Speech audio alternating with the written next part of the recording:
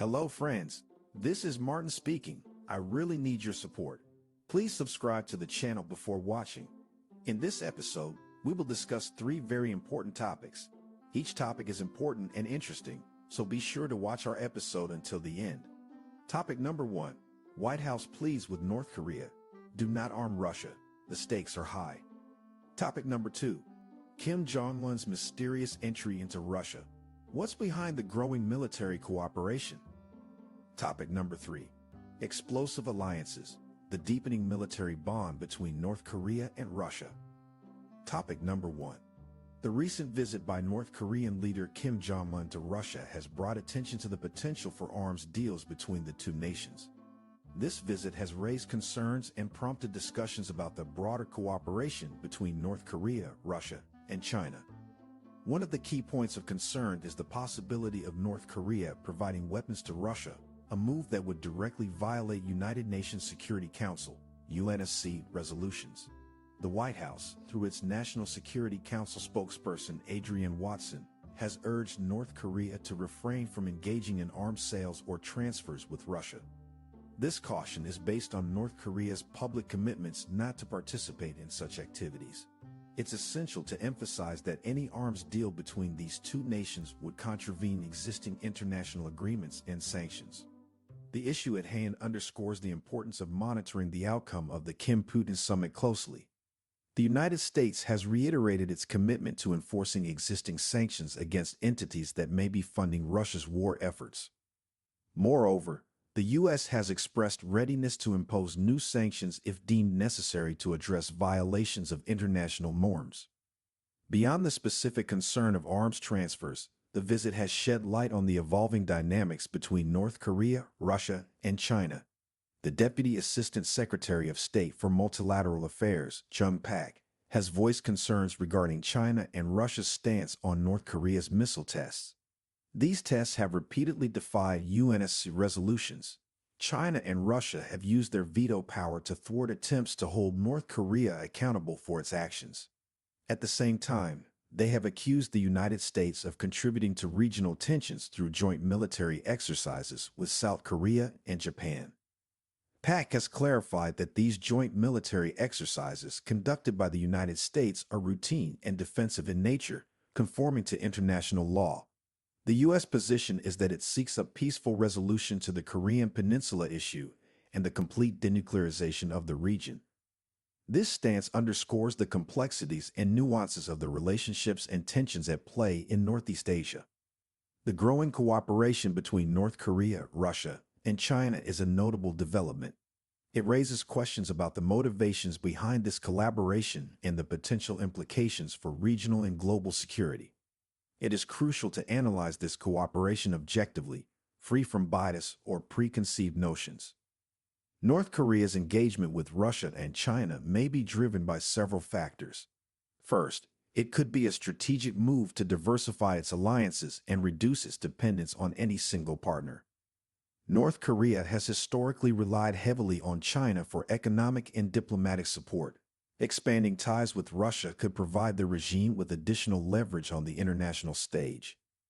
Second, economic considerations may be at play. North Korea has been under strict sanctions for its nuclear and missile activities, limiting its access to international markets. Closer economic ties with Russia and China could offer North Korea alternative sources of trade and investment. Third, the alignment of interests between North Korea, Russia, and China may be rooted in their shared opposition to what they perceive as U.S. hegemony in the region. The presence of U.S. military forces in South Korea and Japan has long been a point of contention. North Korea, in particular, has viewed these forces as a threat to its security. However, it's essential to acknowledge that this cooperation also carries risks and uncertainties. The shielding of North Korea by China and Russia from the consequences of its missile tests, as pointed out by Deputy Assistant Secretary Jong-un, is a case in point. This shielding undermines the effectiveness of international sanctions and weakens the pressure on North Korea to comply with UN resolutions. Furthermore, the potential for arms transfers between North Korea and Russia adds another layer of complexity. Such transfers could escalate regional tensions and exacerbate existing security challenges. It is incumbent upon the international community to closely monitor and address any violations of UNSC resolutions, as well as to consider the broader implications of such cooperation. In conclusion, the visit of Kim Jong-un to Russia and the discussions surrounding potential arms deals underscore the intricate web of relationships and interests in Northeast Asia. The cooperation between North Korea, Russia, and China presents both opportunities and challenges, and it is essential to approach this topic with a balanced and analytical perspective. The United States, along with its international partners, must continue to uphold the principles of international law and seek peaceful resolutions to regional issues while addressing the violations of UNSC resolutions effectively. What are your thoughts on this topic? Share your opinion in the comments below. Topic number 2. Kim Jong-un's mysterious entry into Russia. What's behind the growing military cooperation? North Korean leader Kim Jong-un has recently embarked on a visit to Russia, where he is scheduled to hold a significant meeting with Russian President Vladimir Putin. The presence of key military officials within Kim's delegation indicates that military collaboration will likely feature prominently during this summit. Such a development has sparked concerns, particularly from the United States, regarding the possibility of arms agreements and the transfer of technological expertise between North Korea and Russia. It is worth noting that specific details about the summit, including its agenda, have not been publicly disclosed. Kim's visit to Russia was kept confidential until a relatively short time ago, and both countries have maintained a degree of secrecy surrounding the date, location, and topics to be discussed during the meeting. The U.S. and its allies have expressed strong reservations about the forthcoming summit, citing worries about North Korea potentially providing weaponry to Russia, especially in light of the ongoing conflict in Ukraine.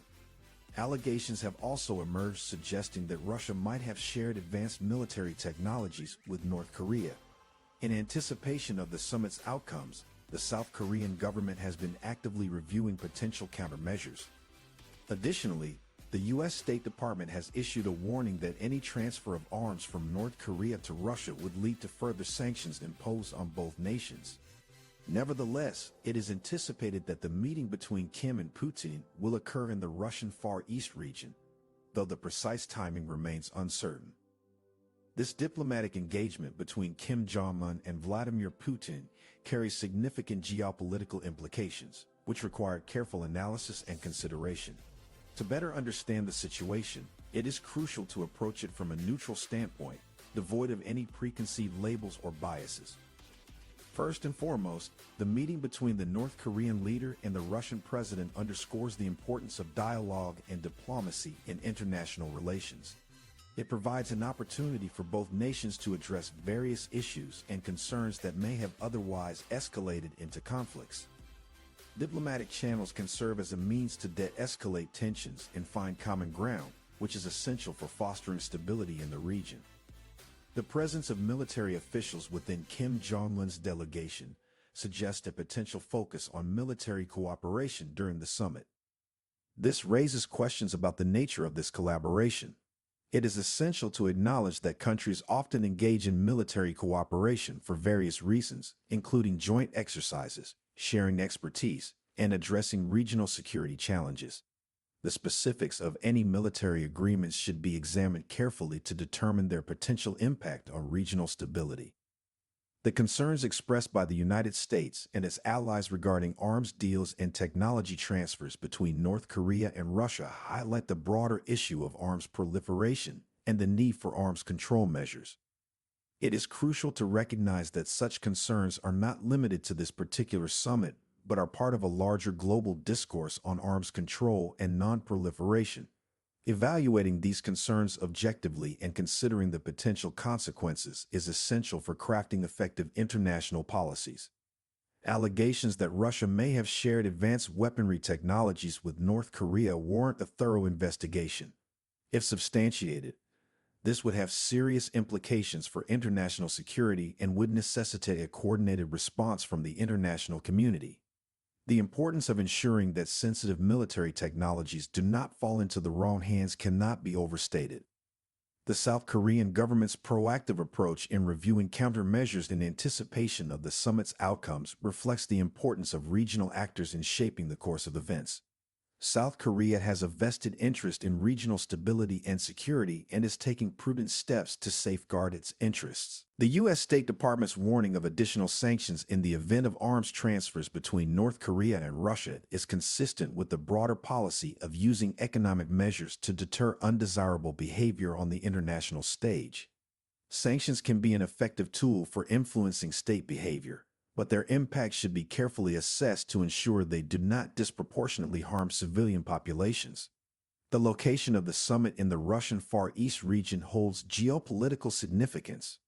It underscores Russia's interest in strengthening its ties with North Korea and potentially leveraging its relationship with the North Korean regime for its strategic interests.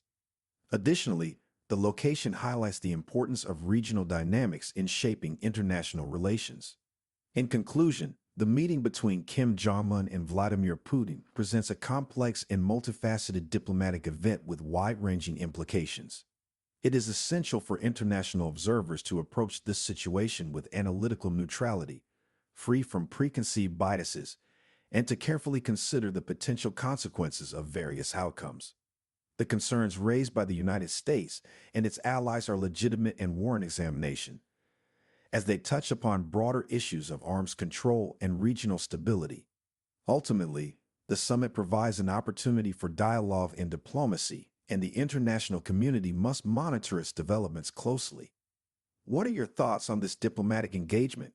Please feel free to share your opinions in the comments. Topic number 3. Explosive alliances, the deepening military bond between North Korea and Russia. North Korea and Russia have been increasingly cooperating in the military realm, according to a recent analysis by the Center for Strategic and International Studies, CSIS Korea Chair. This comes in the context of the forthcoming meeting between North Korean leader Kim Jong-un and Russian President Vladimir Putin, as acknowledged by the White House. The growing alliance between the two countries is not limited to conventional arms deals and humanitarian aid, as it could potentially extend to more advanced technologies such as satellites, nuclear-powered submarines, and ballistic missiles. This military alignment has several implications, not only for the security dynamics on the Korean peninsula, but also in relation to the ongoing conflict in Ukraine. It is important to note that any technical support provided by Russia to improve North Korea's conventional forces may encourage bolder actions from Kim, potentially leading to more coercive and even lethal uses of force. Given the constraints on the United States' response to this Russia-North Korea axis, the authors of the analysis present some policy options that could be considered. One suggestion is for the United States to push for greater deliverables from the Camp David Trilateral Summit, such as engaging in multi-domain trilateral exercises and enhancing information sharing. Additionally, the United States could declare its willingness to neutralize missiles either during their flight or while on the launch pad, which would signal a clear stance against any destabilizing actions. Another approach involves imposing sanctions on Russian entities and individuals involved in arms deals with North Korea, and seeking support for these measures from like-minded parties. It is also important for the United States to communicate its concerns to Beijing, emphasizing the problematic nature of the Russian-North Korea alliance and urging China not to participate or condone it. Lastly, the United States should continue to raise awareness about this cooperation at upcoming international forums such as the United Nations General Assembly, UNGA, and the Asia-Pacific Economic Cooperation, APEC, meetings by sharing declassified intelligence as part of the Director of National Intelligence's Transparency Program. In light of these developments, it is essential to engage in a thoughtful and balanced discussion about the implications of the growing military cooperation between North Korea and Russia. What are your thoughts on this topic? Please share your opinions and perspectives in the comments section below.